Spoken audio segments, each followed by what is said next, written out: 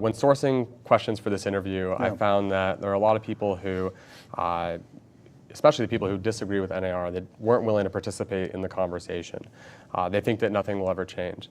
And what do you think about that, and how do you make sure that those people are heard and feel heard? Mm-hmm.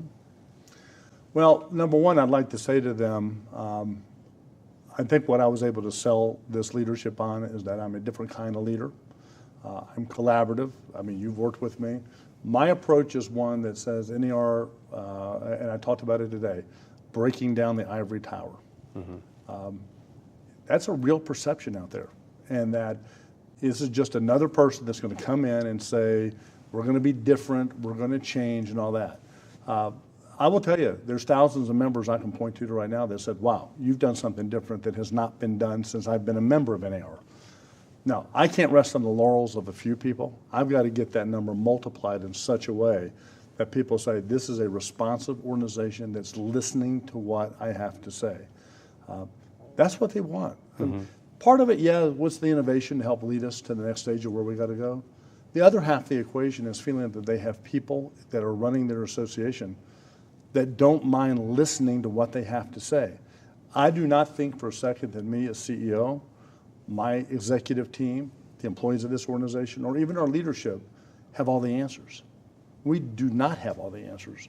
And it's okay to say that. The answers lie within our membership and our industry. Mm-hmm. And that's with our, like I mentioned, those that are NAR members and those that are not NAR members, those that are industry participants that are around the sides of what we do. We have to bring them all together under a larger tent. Not a separate tent, but a tent that it looks at all those voices. So, Andrew, you and I have talked about this. There's players in there that we say, oh my God, this is not a friendly vendor. You know, they may be doing something that we don't like. Yeah, but we have hundreds of thousands of our members that are their customers. Right. Well, the way you deal with that is bring everybody under the tent for discussion. We may have opinions of which ones we think better serve what we think is the best interest of our members and their interests.